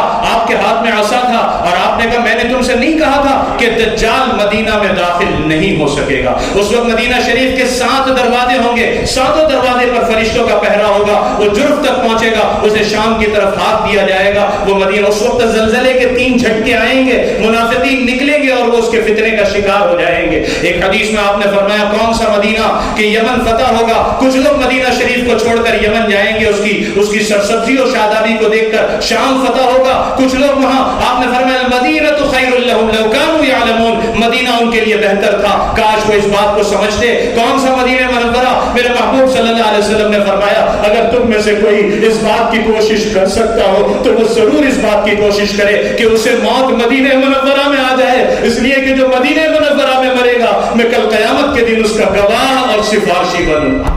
کس قدر وہ خوش قسمت ہوتے ہیں جن کی زندگی کی آخری شام مدینہ شریف میں ہو جاتی ہے اور وہ آقا کے قدموں تلے جا کر بقی میں آرام کر لیتے ہیں. اسی لیے سیدنا عمر رضی اللہ عنہ دعا فرماتے تھے اللہم ارزقنی شہادۃ فی سبیلک واجعل موتی ببلد رسولک. لوگ کہتے تھے امیر المومنین کیسی عجب دعا ہے, شہادت کے لیے باہر جانا پڑے گا, آپ شہادت کی دعا بھی مانگ رہے ہیں اور بلد رسول کی موت بھی مانگ رہے ہیں. لیکن دنیا نے دیکھا شہادت بھی ملی, مدینہ شریف بھی ملا, مسجد نبوی بھی ملی, ریاض الجنہ بھی ملا, مصلی رسول بھی ملا, حالت نماز میں شہادت مل رہی ہے اور آقا کا پڑوس میں مل رہا ہے. کتنی مبارک موت ہے مدینہ منورہ کی. کون سا مدینہ منورہ جس کے کھجوروں کی فضیلت. بخاری کی ایک روایت میں مدینہ شریف کی, مسلم شریف کی روایت ہے جس میں کسی خاص کھجور کا ذکر نہیں. مدینہ شریف کی کوئی 7 کھجور صبح کھا لے اس دن اس پر سحر اثر نہیں کر سکتا. بخاری شریف کی روایت کوئی مدینہ کی عجوہ صبح 7 کھا لے نہ زہر اثر کر سکتا ہے نہ سحر اثر کر سکتا ہے. مسلم شریف کی دوسری روایت میں عوالی کا ذکر ہے. مدینہ شریف کا ایک محلہ ہے عوالی, کہ اگر عوالی کی کوئی صبح 7 کھجور کھا لے اس دن اس پر سحر اثر نہیں کر سکتا. کون سا مدینہ منورہ جس کا قبرستان جنت البقیع دنیا کے تمام قبرستانوں میں سب سے مبارک قبرستان ہے. آپ اس قبرستان میں تشریف لے جاتے اور ان قبر والوں کو سلام کرتے السلام علیکم یا اہل دیار قوم المؤمنین ان انشاءاللہ بکم لاحقون نسأل اللہ لنا ولکم العافیہ. اور پھر ہاتھ اٹھا کر بقیع والوں کے لیے سرکار دعا فرماتے اللہم اغفر لأہل البقیع الغرقد, اے اللہ بقیع الغرقد والوں کی مغفرت فرما. کس قدر خوش قسمت ہے مقیم میں آرام کرنے والے. کون سا مدینہ منورہ جس کی مسجد نبوی اتنی مبارک مسجد ہے کہ بخاری شریف کی روایت کے مطابق ایک نماز مسجد نبوی کی 1000 نماز کے برابر ثواب رکھتی ہے. دوسری روایتوں میں 50,000 نمازوں کے برابر، اور بعض مالکی علماء کے نزدیک تو 2 لاکھ نمازوں کے برابر. آپ نے دو چند برکت کی دعا کی تھی، وہ کہتے ہیں نیکی سب سے بڑی برکت ہے. اتنی مبارک مسجد، اور کون سا مدینہ منورہ کہ جس کی مسجد کا ایک حصہ اتنا مبارک ہے کہ آپ نے فرمایا ما بین بیتی و منبری روضۃ من ریاض الجنہ، کہ میرے منبر اور میرے حجرے کے درمیان کا حصہ یہ جنت کے باغوں میں سے ایک باغ ہے. اب میں اس کو رک کر آخری بات کہنے چلا ہوں میرے بھائیوں. مدینہ شریف کے یہ اتنے سارے فضائل ابھی تو بہت ذہن میں آ رہے ہیں، لیکن وقت کے دامن میں گنجائش نہیں. یہ ساری تمہید میں نے کیوں باندھی آپ کے سامنے؟ مدینہ شریف کے اتنے فضائل کیوں بیان کیے؟ مدینہ شریف کا پس منظر کیوں عرض کیا؟ اس لیے کیا میرے بھائیوں، شیخ نے ایک بات لکھی ہے کہ محبت تجھے خود آداب محبت سکھا دے گی. اگر آپ کے دل میں مدینہ شریف کی محبت ہے تو پھر یہاں سے آداب سکھانے کی زیادہ ضرورت نہیں پڑے گی. اور اگر خدا نخواستہ آپ کے دل مدینہ شریف کی محبت سے خالی ہے تو پھر لاکھ آداب سکھائے جائے اس کا کوئی فائدہ نہیں. میں نے آپ کے دلوں کو مدینہ کی محبت سے معمور کرنے کی کوشش کی ہے، تاکہ اس لیے کہ مدینہ، اب بہت دھیان سے آخری بات کہنے چلا ہوں، ادب ادب ادب. مدینہ شریف میں بے ادب نہ بننا. بہت معذرت کے ساتھ اغلاط العوام پر میں ہر جگہ یہ کہہ رہا ہوں، پتہ نہیں ہمارے ہندوستان کے مسلمانوں کو کیا ہو جاتا ہے، جتنا ہندوستان کی مسجد کا ادب کرتے ہیں اتنا ان دونوں حرم کا ادب نہیں کرتے. حرم مکی کا دیکھو کیا حال بنایا ہے. ایک کھڑا ہوتا ہے دوسرا فوٹو لیتا ہے، دوسرا کھڑا ہوتا ہے تیسرا فوٹو لیتا ہے، تیسرا کھڑا ہوتا ہے چوتھا فوٹو لیتا ہے. اب تو گروپ فوٹو لی جا رہی ہے. رات 2-2:30 بجے میں عبادت میں تہجد میں دعا میں لگا ہوں، پورا مجمع ایک ساتھ آفیشل کیمرے سے، کیمرے کا فلیش پڑ رہا ہے، زور سے چلا رہے ہیں، ہنس رہے ہیں، تھم دکھا رہے ہیں. لوگوں کی نماز میں خلل ہو رہا ہے اور گروپ فوٹو لی جا رہی. طواف کر رہا ہوں، اچانک نظر اٹھی مقام ابراہیم پر، میری 3-4 بہنیں لڑکیاں چہرے پر حجاب نہیں، مقام ابراہیم کے ساتھ سیلفی لے رہی ہیں. انا للہ و انا، اب تو حاجی سیلفی اسٹک کے ساتھ جا رہا ہے، سیلفی اسٹک لے کر جا رہا ہے. انا للہ و انا. میں آپ سے ہاتھ جوڑ کر کہتا ہوں اللہ کا واسطہ بے ادب نہ بنو، گستاخ نہ بنو. اللہ کے لیے بے ادبی محروم کر دیتی ہے، کہیں محروم نہ ہو جائیں. ہم اللہ کے لیے ڈریں. کرسیوں کا اتنا مس یوز ہے، انہوں نے کرسیاں آج کل معذور بہت ہیں. میں معذوروں کو نہیں کہتا، معذوری کے مسائل الگ ہیں، لیکن میرا نوجوان جو کبھی بمبئی کی مسجد میں کرسی پر نہیں بیٹھتا، وہاں بھی مطاف میں دھڑلے سے کرسی پر بیٹھ جاتا ہے. پیچھے والے کو بیت اللہ نظر نہیں آتا. کرسیوں کا ڈھگار اتنا ہوتا ہے کہ نماز میں صفوں کا اتصال مشکل ہو جاتا ہے. کرسیوں کا ڈھیر پڑا ہوا ہے، بیٹھ کر باتیں کر رہا ہے. طواف آپ دیکھیں، اب میری مجبوری وقت نہیں. لوگ طواف کیسے سیکھتے ہیں بھائی؟ 7 چکر 8 بوسے استقبال استلام ہو گیا. کوئی بتانے والا نہیں طواف کیسے کرنا چاہیے، طواف کی روح کیا ہے. آپ اتنے لاکھوں کے مجمع میں 2-5% کو کہیں گے یہ طواف کر رہے ہیں. طواف تو ایسا ہونا چاہیے کہ آپ کی لو اللہ سے لگ جائے، آپ اللہ سے باتیں کریں. اللہ آپ کے گھر کا طواف کر رہا ہوں، اللہ جس کے گھر کے چکر لگائے جاتے ہیں اس گھر والے سے محبت ہو جاتی ہے. اللہ آپ کے گھر کے چکر لگا رہا ہوں، اب اپنی محبت دے دیجئے، اپنا تعلق دے دیجئے. رو رہے ہو، کچھ پتہ نہ چلے دائیں سے کون جا رہا ہے بائیں سے کون جا رہا ہے. آج حال یہ ہے کہ طواف میں اپنی بیوی کے کاندھے پر ہاتھ رکھ کر طواف کر رہا ہے، کوئی سیل فون پر بات کر کر طواف کر رہا ہے. فجر کی اذان پر تو اتنا تماشا ہے. فجر کی اذان شروع ہوئی، ہر حاجی ہر نمازی موبائل میں سے اکثر و بیشتر اللہ ماشاءاللہ ایسے ویڈیو چالو، پہلے وہ کلاک ٹاور کو، پھر وہ حرم کو، مطاف کو، پھر پلٹا کر اپنے آپ کو بھی لیتا ہے میں بھی موجود ہوں. انا للہ و انا الیہ راجعون. اللہ کا واسطہ، اللہ کا واسطہ، حرم کی بے ادبیوں سے، مدینہ منورہ کی بے ادبیوں سے بچو حاجیوں. مدینہ منورہ میں تمہیں تھوکنے کی ضرورت پڑے، کسی ڈسٹ بین میں جا کر تھوکنا، کسی پلاسٹک کی کیری بیگ میں تھوکنا، میں خبردار کرتا ہوں، خبردار خبردار، کبھی مدینہ شریف کی زمین پر براہ راست نہ تھوکنا، مدینہ میں شور نہ کرنا، مدینہ والوں کو دغا نہ دینا. میرے محبوب صلی اللہ علیہ وسلم نے ارشاد فرمایا جو مدینہ والوں کو دھوکا دے گا وہ ایسا گل جاتا ہے جیسے نمک پانی میں جا کر گھل جاتا ہے. ادب کی جگہ ہے مسجد نبوی میں ادب کے ساتھ رہنا.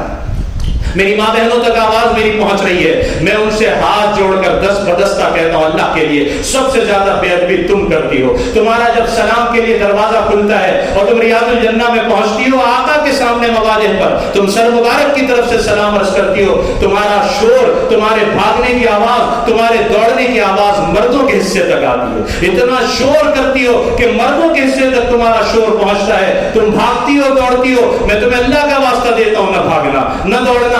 آگے جگہ نہ ملے پیچھے نماز پڑھ لینا، پیچھے سے سلام عرض کر دینا، لیکن دوڑنا نہیں، جھگڑا نہیں کرنا۔ میری اہلیہ نے مجھے بتایا ریاض الجنہ کا یہ حال ہے کہ آپس میں لڑ رہی ہیں، دوپٹہ سر سے ہٹ رہا ہے، ایک دوسرے کو سینڈل سے مار رہی ہیں، جھگڑا کر رہی ہیں۔ انا للہ و انا الیہ راجعون۔ کیا کر رہے ہو، کیا کر رہے ہو؟ حاجیوں میں تمہیں اللہ کا واسطہ دیتا ہوں، باب السلام سے داخل ہونے والا وہ زائر جو صلاۃ والسلام کے لیے حاضر ہو رہا ہے، بڑا مجمع بڑی بے ادبی کے ساتھ جا رہا ہے۔ میں صرف آپ کو اس لیے بتاؤں کہ یہ غلطی آپ نہ کریں، ایک بڑا مجمع اس بے ادبی کے ساتھ سلام عرض کر رہا ہے۔ میں آپ کو بتاؤں کس طرح سے لوگ سلام عرض کر رہے ہیں۔ باب السلام سے داخل ہوئے، اکثر مجمع کا یہ حال ہے کہ ایک ہاتھ میں چپل لیے ہوئے ہے اور دوسرے ہاتھ سے موبائل پر کوئی انسٹاگرام پر لائیو ہو رہا ہے، کوئی فیس بک پر لائیو ہو رہا ہے، اور پتہ نہیں کوئی کیا کر رہا ہے، کوئی کیا کر رہا ہے۔ کوئی جگہ نہ ملی جہاں چپل رکھ کر آ جاتے، یا کم از کم تھیلی میں پیچھے پہن کر آ جاتے۔ یہ جگہ چپل لے کر آنے کی ہے، یہ جگہ فیس بک انسٹاگرام پر لائیو ہونے کی ہے۔ تمہاری دل کی دھڑکنیں تیز ہو جانی چاہیے، تمہیں پتہ ہے تم کس کے دربار میں حاضر ہو رہے ہو،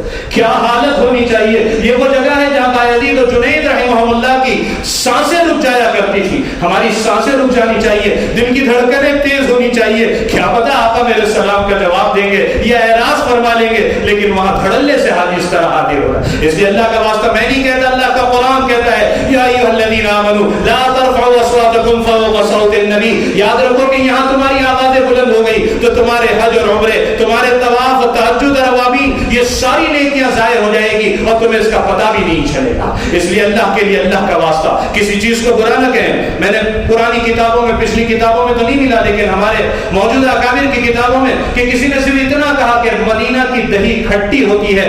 آقا خواب میں تشریف لائے، فرمایا نکل جا ہمارے مدینہ سے، جہاں کی دہی میٹھی ہو وہاں چلا جا۔ کسی چیز کے اوپر قدم بھی آہستہ، قدم بھی لرزیدہ، آواز بھی آہستہ۔ سیدنا عمر رضی اللہ عنہ نے دیکھا روضہ اقدس پر کوئی، تو آپ نے اسے کنکری مار کر کہاں کے ہو؟ کہ طائف کے رہنے والے ہیں۔ کہ اگر مدینہ کے رہنے والے ہوتے تو ایسی سزا دیتا کہ تم یاد رکھتے اس کو، چونکہ باہر کے ہو اس لیے معذور۔ کہ یہ جگہ سیدہ عائشہ رضی اللہ عنہ کو کیواڑ بنانے کی ضرورت پیش ہوئی، کہ باہر جاؤ، باہر وہ بقی وہ جا کر جنگل میں وہاں بنا کر لاؤ، کہیں اس کے بنانے کی آواز سے محبوب صلی اللہ علیہ وسلم کو اذیت اور تکلیف نہ ہو۔ شور کرتے ہیں۔ اور ایک بات آخری، اپنی رنگ ٹون کو بدلو اللہ کے لیے۔ بعض حاجیوں نے گانے بھرے ہوئے ہیں، گانے، اور میرے ساتھ یہ ہوا، میں سلام عرض کر رہا ہوں مواجہ پر، ایک مرتبہ نہیں، ایک مرتبہ سے زیادہ ایسا ہوا، پتہ نہیں ہمارے ملک کا تھا یا پڑوس کا، اس کی رنگ ٹون بجی اور زور زور سے مواجہ شریف پر ہندی گانا زور زور سے بجنے لگا۔ کیا پیغام دینا چاہتے ہو مسلمانوں؟ کیا آقا کو یہ کہنا چاہتے ہو کہ آپ جس چیز کو مٹانے آئے تھے، آپ کے دربار میں آ کر وہ چیز آپ کے سامنے کر کر آپ کو بتائیں گے؟ دل دکھانا چاہتے ہو محبوب کا؟ آج اللہ کا واسطہ دیتا ہوں ایسا نہ کرو۔ موبائل کی رنگ ٹون سادی، شیخ حذیفی حفظہ اللہ کئی مرتبہ نماز کے بعد اعلان کرتے، تمہیں کیا ہو گیا؟ بمبئی کی مسجد میں گھستا ہے، سائلنٹ کرتا ہے کہ رنگ ٹون بج گئی نماز میں، کوئی نہ کوئی وہاں کون بولنے والا ہے، لوگوں کی رنگ ٹون بجتی ہے، اس کی بھی نمازوں میں رنگ ٹون بجتی رہتی ہے۔ اللہ کا واسطہ یہ مدینہ شریف ادب کے ساتھ مکہ مکرمہ سے نکلیں، درود پاک کی کثرت، نعت و منقبت کے اشعار پڑھتے ہوئے، جیسے جیسے مدینہ شریف آخری بار قریب آتا چلا جائے تمہارا شوق بڑھتا چلا جائے۔ اور مدینہ شریف صرف 400 اور 300 کلومیٹر باقی رہا، اللہ اکبر، اب تو صرف 200 کلومیٹر محبوب کے دیار کو رہ گئے، اور اب تو صرف 100 کلومیٹر۔ شوق بڑھتا چلا جائے، درود شریف کی تعداد بڑھتی چلی جائے، رہائش پر پہنچو، غسل کرو، ہو سکے ایک صاف ستھری نئی سفید جوڑی ہو، اب بالکل صدقہ کرو، مسجد نبوی میں جا کر سنت کے مطابق داخل ہو، 2 رکعت نماز تحیت المسجد ادا کرو۔ باب السلام سے انہوں نے تھوڑا راستہ لمبا کر دیا ہے، ایسے ٹرن لے لے کر باب السلام سے داخل ہونا ہے، اب بالکل بدن پر کپ کپی ہو، ڈر جاؤ، گھبرا جاؤ۔ بہت لوگ مواجہ کی جالی سے قریب ہوتے ہیں اور جھانک کر دیکھتے ہیں، جھک کر دیکھتے ہیں، یہ بھی بے ادبی ہے۔ یہاں جھکنا نہیں، جھانکنا نہیں، بہت زیادہ کسی کو دھکا دے کر قریب ہونے کی کوشش نہ کرنا۔ پڑوس کے ملک کے مفتی اعظم ہیں، فرماتے ہیں میں سلام عرض کر رہا تھا، رش تھا، مجمع تھا، میں سوچ رہا تھا دل میں کاش تھوڑا قریب ہونے کا موقع مل جاتا۔ ایک آواز آئی اور مجھ سے کہا گیا شفیع لوگوں سے کہہ دو، اگر مجھ سے یہ نہ کہا گیا ہوتا تو میں یہ بات کبھی نہ کہتا۔ مجھ سے کہا گیا شفیع لوگوں سے کہہ دو، کچھ لوگ ہماری جالی سے دور ہو کر ہم سے قریب ہوتے ہیں اور کچھ ہماری جالی سے قریب ہو کر بھی ہم سے دور ہوتے ہیں۔ اس لیے آخری بات کہنے چلا ہوں، اللہ کا واسطہ حاجیوں، اب مدینہ شریف کا سفر ہے، اپنے کم از کم ظاہر کو سنت سے آراستہ کرو۔ ہمارے ہمارے چہروں کا سنت سے خالی ہونا، یہ محبوب صلی اللہ علیہ وسلم کے دربار میں کیسے اس چہرے کو ہم سنتوں سے آراستہ ہو جائیں۔ ظاہری سنتوں کو بھی اپناؤ، باطنی سنتوں کو بھی اپناؤ، سنتوں کا عاشق بن کر درود پاک کی کثرت کرتے ہوئے ایک اچھا محب بن کر مدینہ منورہ حاضر ہو۔ مدینہ شریف کے قیام میں وقت کو ضائع نہ کرو۔ یہاں تو طواف کی مصروفیت تھی، وہاں حاجی سمجھتا ہے کہ بس اب میں نے سلام عرض کر دیا، 24 گھنٹے کی فرصت ہے۔ نانا مسجد نبوی میں اپنا وقت گزارو، اور جب واپسی کا ارادہ ہو تو روضہ اقدس پر جب آخری مرتبہ سلام عرض کرنے کے لیے پہنچو، پھر میں نے کہیں پڑھا تو نہیں، میرا ایک وجدان ہے، ایک دلی کیفیت پر میں یہ کہا کرتا ہوں کہ اس مرتبہ ذرا کھڑے ہو کر سرکار کے سامنے کچھ نیت اور ارادے کرو۔ یا رسول اللہ، زندگی مال مال اور دنیا بٹورتے بٹورتے گزر گئی، یہاں آ کر پتا چلا کہ آپ نے ہمیں اپنے کام کا ذمہ دار بنایا تھا، اپنے دین کا ذمہ دار بنایا تھا۔ آقا، ہم آپ کے غم کو بھول گئے، آپ کے درد کو بھول گئے، آپ کی سنتوں کو ہم نے فراموش کیا۔ یا رسول اللہ، وطن واپس ہو رہے ہیں، لیکن اب مال مال کے لیے نہیں، آپ کے سچے غلام بن کر، آپ کا سچا فرما بردار اور مطیع بن کر، آپ کے دین کا ذمہ دار بن کر، آپ کے دین کو دنیا میں پہنچانے کی نیتوں کو لے کر، آپ کی سنتوں کا عاشق بن کر واپس جا رہا ہوں۔ ان ارادوں کے ساتھ واپس ہوں گے۔ امید ہے مجھے کہ آقا علیہ السلام کے قلب اطہر کو اس سے خوشی ہوگی جب نوازے پر حاضر ہوں، ادب کے ساتھ سلام عرض کریں۔ کیسے کریں گے؟ الصلاۃ والسلام علیک یا رسول اللہ، الصلاۃ والسلام علیک یا حبیب اللہ، الصلاۃ والسلام علیک یا خیر خلق اللہ وعلی آلک واصحابک یا رسول اللہ۔ اس رک رک کر سلام عرض کریں کہ آقا جواب دے رہے ہیں، پھر کہ بلغت الرسالہ وادیت الامانہ ونصحت الامہ وکشفت الغمہ یا رسول اللہ۔ یا رسول اللہ، میں گواہی دیتا ہوں کہ آپ نے دین کے پہنچانے کا حق ادا کر دیا۔ جزاکم اللہ فاحسن الجزاء امت محمد صلی اللہ علیہ وسلم۔ اللہ آپ کو امت محمدیہ کی طرف سے بہترین بدلہ اور اجر نصیب فرمائے۔ جنہوں نے سلام عرض کرنے کے لیے کہا ان کا سلام عرض کرے، اور پھر کہے یا رسول اللہ، آپ کی دنیاوی حیات طیبہ میں آپ کے دست مبارک پر ایمان قبول کرنے والے ایمان قبول کرتے تھے، اور آپ کے ایمان، آپ ان کے ایمان پر گواہ ہو جایا کرتے تھے۔ یا رسول اللہ، میں تو بہت دور سے آیا ہوں، بہت دیر سے آیا ہوں، لیکن اپنے ایمان پر آپ کو گواہ بنانا چاہتا ہوں۔ اشہد ان لا الہ الا اللہ و اشہد انک کہ گواہی دیتا ہوں کہ آپ و اشہد انک رسول اللہ۔ یا رسول اللہ، آپ میرے اس ایمان پر گواہ ہو جائیے۔ اور بہت ساری باتیں عرض کی جا سکتی، پھر آگے شیخین کو سلام عرض کریں اور آگے بڑھ کر پھر دعا مانگیں۔ اب میرے پاس وقت نہیں رہا، ورنہ ریاض الجنہ کے کچھ ستون ہیں، اسطوانِ حنانہ، وہ ستون جو رونے لگا آپ کی جدائی و فراق میں، آپ نے سینے سے لگایا۔ اگر آپ نے جب سینے سے لگایا، صحابہ فرماتے پھر اس سے ایسے آواز آنے لگی جیسے کوئی بچہ رو رہا ہو، ماں تھپتی دے کر خاموش کرانے کی کوشش کرتی ہے، تو جس طرح بچہ سسکیاں اور ہچکیاں لے کر خاموش ہوتا ہے، اس طرح وہ کھجور کے استوانے سے آواز۔ یہ بالکل محراب النبی کے دائیں طرف یہ ستون ہے۔ پھر سب سے مبارک ستون استوانِ عائشہ ہے، بالکل اوپر لکھا ہوا ہے۔ آپ نے فرمایا یہاں اگر عبادت کی فضیلت کا حال پتہ چل جائے تو یہاں کی عبادت کے لیے قرآن اندازی کرنی پڑے۔ حضرت عبداللہ ابن زبیر رضی اللہ عنہ کے ذریعے وہ بات حضرت عائشہ رضی اللہ عنہ سے معلوم پڑ گئی، وہ استوانہ ہمارے لیے۔ اس کے بعد میں استوانِ توبہ ہے، جسے استوانِ ابو لبابہ بھی کہتے ہیں۔ بنو قریظہ کے محاصرے کے موقع پر ایک بات حضرت ابو لبابہ رضی اللہ عنہ سے ہو گئی تھی، جس کی پاداش میں انہوں نے آ کر اپنے آپ کو ستون سے باندھ لیا۔ 9 دن بندے رہے۔ سرکار حضرت ام سلمہ رضی اللہ عنہ کے مقام پر تھے، آپ مسکرانے لگے۔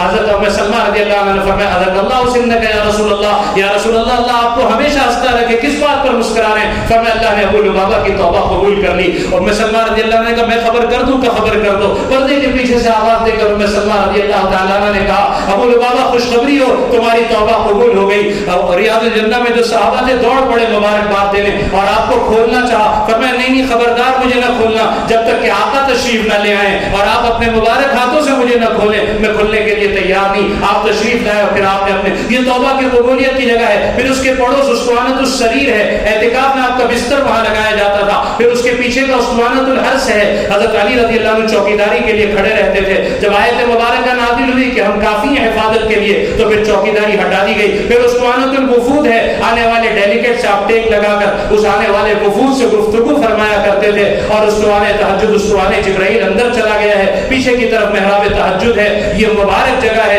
جب ہم ریاض الجنہ میں جائیں اللہ سے دعا کریں، محبوب نے اسے جنت کا باغ فرمایا، اور آپ نے کہا جب جنت میں ایک مرتبہ داخل کر دوں گا خالدین فیہا، ہمیشہ تم اس میں رہو گے۔ اللہ آپ کبھی جنت والوں میں سے ہمارا نام نہ نکالنا، ہمیشہ جنت والوں میں۔ اور بہت ساری دعائیں، نمازیں پڑھیں، اعمال کریں۔ 20 منٹ کا آپ کو وقت دیا جاتا ہے، 20 منٹ کے بعد شرطہ ریاض الجنہ کو ایک ساتھ پورا خالی کراتے ہیں، اور پھر دوسرے پر دوسرا جو بیچ ہوتا ہے وہ اندر آتا ہے۔ اس طرح بہت بہت بہت اخلاص کے ساتھ، عاجزی اور تواضع کے ساتھ، ڈرتے ہوئے ادب کے ساتھ مدینہ منورہ کے سفر کو مکمل کریں۔ وہاں سے واپسی ہو، جب اپنے وطن پہنچے تو پہلے محلے کی مسجد میں آئیں، 2 رکعت نماز ادا کریں اور پھر آئبون تائبون لربنا حامدون پڑھتے ہوئے اپنے گھروں کو واپس ہوں۔ اللہ تبارک و تعالی ہم سب کو حج مبرور، حج مقبول کی سعادت سے بالا مال فرمائے۔ اس سال کا حج ہر قسم کے حوادثات سے محفوظ رہے۔ اللہ تبارک و تعالی اس سال کے حج کے ذریعے عالم اسلام پر جو 300 سالہ رات ہے اس پر صبح کا سورج طلوع فرمائے۔ وآخر دعوانا ان الحمد للہ رب العالمین۔